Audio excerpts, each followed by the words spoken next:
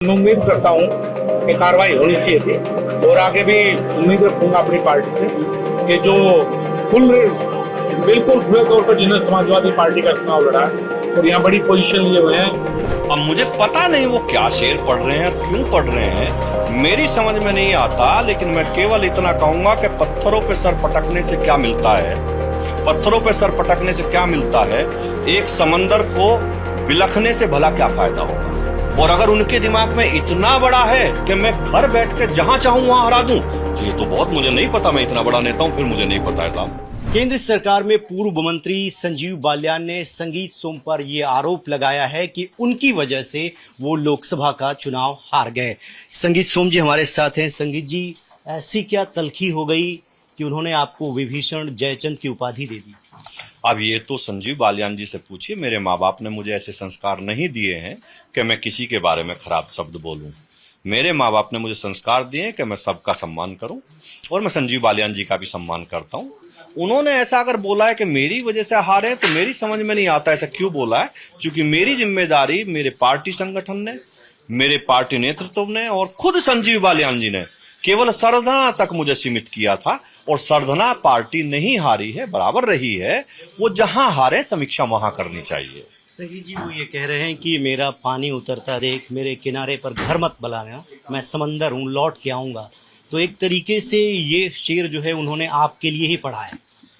अब मुझे पता नहीं वो क्या शेर पढ़ रहे हैं और क्यों पढ़ रहे हैं, मेरी समझ में नहीं आता। लेकिन मैं केवल इतना कहूंगा कि पत्थरों पे सर पटकने से क्या मिलता है, पत्थरों पे सर पटकने से क्या मिलता है, एक समंदर को बिलखने से भला क्या फायदा होगा।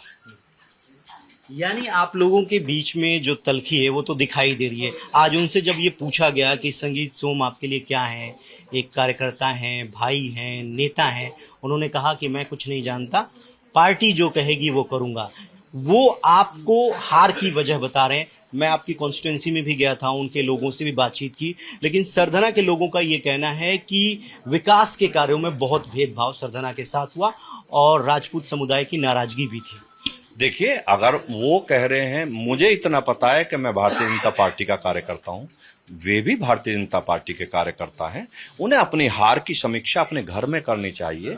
आप अपनी घर की सीट पे हारे हैं। मैंने जैसा कि बताया कि इतना विरोध होने के बाद भी मैंने सरधना विधानसभा पे नहीं हारने दिया, तो मेरी जिम्मेदारी तो सरधना विधानसभा की है। या मैं इतना बड़ा नेता हूं कि जहां चाहूंगा, जिसे चाहूंगा हरा दूंगा और जिता दूंगा, तो फिर तो मैं ही हुआ ना नेता यहाँ के अकेला।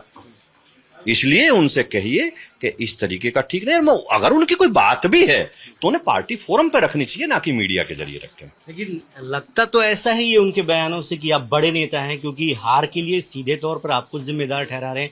क्योंकि यहाँ पर बहुत सारी रैलियां हुई, लोगों ने मनाने का प्रयास भी किया, राजपूत समुदाय ने जो नाराजगी थी, राजनाथ सिंह भी आए, कई जगह बातचीत हुई। बावजूद इसके कह रहे हैं कि जो पूरा कंट्रोल था राजपूत समुदाय पे वो आपका था। आपको वो बड़ा नेता बता रहे हैं। प्रेस कॉन्फ्रेंस पहले उन्होंने की।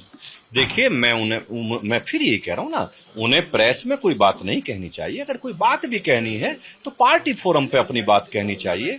और मैं बड़ा नेता नहीं हूं, मैं भारतीय जनता पार्टी का कार्यकर्ता हूं, और भारतीय जनता पार्टी को ना कभी हारने देता हूं, ना कभी भारतीय जनता पार्टी हारती है। मेरी जिम्मेदारी, मैंने जैसा कि बताया, मेरी जिम्मेदारी केवल और केवल सरधना पे दी गई थी। मेरी एक भी मीटिंग ना बुढ़ाना पे हुई है, ना चरथावल पे हुई है, ना खतौली पे हुई है।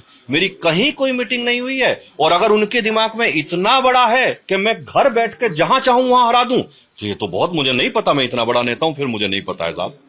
आखिरी दो सवाल आपसे जानना चाहूंगा। उन्होंने हार की दो बड़ी वजहें बताई। पहली वजह ये बताई कि जो हिंदू वोट हैं उसमें भी ध्रुवीकरण हुआ और उनको पूरा वोट नहीं मिला, और माइनॉरिटी का तो पोलराइजेशन वो बता ही रहे हैं। तो यानी आपको लगता है कि जो बीजेपी का कोर वोट बैंक होता था हिंदू, वो भी पोलराइज हो गया। क्यों हुआ? तो ये उनसे पूछिए। एक तरफ कह रहे संगीत ने हरा दिया, एक तरफ कह रहे हिंदू में बंटवारा हो गया। तो अब ये तो डिसाइड उन्हें करना पड़ेगा ना क्या हुआ। मैं आपको बताता हूं, वोटिंग परसेंटेज कम होना, लोगों में, चूंकि माननीय बालियान जी का थोड़ा आना जाना कम रहा, लोगों में विकास कार्य उन्होंने, मुझे तो नहीं लगा सरधना विधानसभा में कहीं कोई काम कराया है, मुझे तो नहीं दिखता। सरधना विधानसभा में तो काम भी नहीं कराया। और सरधना विधानसभा में लोगों पे मुकदमे भी बहुत कराए, उन्होंने जेल भी भिजवाया, लेकिन उसके बावजूद भी हमने लोगों को समझा के मैनेज करके, मन का मतलब बालियान जी का नहीं, मतलब कमल के फूल का है, हमने पार्टी को नहीं हारने दिया। हमारी जिम्मेदारी यही थी। संगीत जी, अब चूंकि चुनाव के नतीजे आ चुके हैं, वो हार चुके हैं। जयंत चौधरी यहाँ पर कैबिनेट में एमओएस का पोर्टफोलियो उनको मिला है। आरएलडी से जो गठबंधन हुआ था बीजेपी का, यही सोच के कि जाट वोट बैंक एक साथ उनको मिलेगा, लेकिन जो डेटा है वो ये बताता है कि जहां पर जाट बाहुल्य है वहां पर भी वोट नहीं मिला। तो आपको लगता है कि आरएलडी से गठबंधन का कोई फायदा संजीव बालियान को नहीं? अब आप खुद ही कह रहे हैं कि जहां जाट वोट है वहां संजीव बालियान को अच्छा वोट नहीं मिला, तो इसी का जवाब संजीव बालियान जी से लीजिए कि वहां क्यों नहीं मिला। मुझे तो जाट भी वोट देता है, मुझे गुजर भी दे, मुझे 36 बिरादरी वोट देती है और 36 के 36 बिरादरी के लोग मुझसे लगाव करते हैं। मैं किसी को जाति में नहीं बांट सकता। जयंत जी ने खेल तो नहीं कर दिया? अब ये जयंत जी से पूछना पड़ेगा कि आपकी बुढ़ाना विधानसभा पे आपका विधायक है, लेकिन फिर भी भारतीय जनता पार्टी हार गई, तो ये जयंत जी बताएंगे। मेरा आखिरी सवाल है आपसे कि जो ये तल्खी है, दोनों तरफ से प्रेस कॉन्फ्रेंस हुई, आमतौर पर देखा गया है कि बीजेपी के जो बड़े नेता हैं पार्टी फोरम पर बातें रखते हैं। चूंकि प्रेस कॉन्फ्रेंस उन्होंने भी की, आपने भी की, तो ये तल्खी कंटिन्यू रहेगी वेस्टर्न यूपी में, या आप पहल करेंगे कि मामला सुलझ जाए? मैंने तो आज तक प्रेस नहीं की। मैं चुनाव हारा, मैंने तो तब भी प्रेस नहीं की। मैं जब चुनाव हारा तो मैंने पार्टी फोरम पे जो मुझे बात रखनी थी वो रखी। आज भी पार्टी फोरम पे ही बात रखता आ रहा हूं, लेकिन अगर मुझ पे डायरेक्ट नाम लेके ब्लेम लगाया तो मैं अपनी बात रख रहा हूं, ना कि प्रेस कर रहा हूं। प्रेस की शुरुआत उन्होंने ही की है, ये तो उनसे पूछिए भाई आप प्रेस क्यों कर रहे हैं। उन्हें पार्टी फोरम, अगर वे भारतीय जनता पार्टी के कार्यकर्ता हैं तो इतना तो उन्हें सिस्टम पता होना चाहिए कि भारतीय जनता पार्टी का कार्यकर्ता कभी भी अपनी बात मीडिया के जरिए नहीं रखता, अपनी बात पार्टी प्लेटफॉर्म पर रखता है, और वही एक तरीका है, वही उन्हें भी अपनाना चाहिए था, मुझे ऐसा लगता है। 2022 में जब आप चुनाव हारे, आपने भी समीक्षा की होगी, पार्टी को जानकारी दी होगी, आपको लगता है कि कहीं इन्वॉल्वमेंट रहा उनका भी? आपको क्या फाइंडिंग्स में पता चला? अगर रहा भी होगा तो शायद आपको तो नहीं बताऊंगा, वो अपनी पार्टी को ही बताऊंगा। आपको तो नहीं बताऊंगा किस किस का इन्वॉल्वमेंट रहा है। चलिए, संगीत सोम जी हैं जिनका ये कहना है कि अगर मेरे से कोई भी तकलीफ है, तलखी है, तो संजीव बालियान को सारी बातें पार्टी फोरम पर रखनी चाहिए। रविकांत राय, टाइम्स ऑफ भारत, मेरठ। मैं उम्मीद करता हूँ कि कार्रवाई होनी चाहिए थी, और आगे भी उम्मीद रखूंगा अपनी पार्टी से कि जो बिल्कुल खुले तौर पर जिन्होंने समाजवादी पार्टी का चुनाव लड़ा है और यहाँ बड़ी पोजीशन लिए हुए हैं।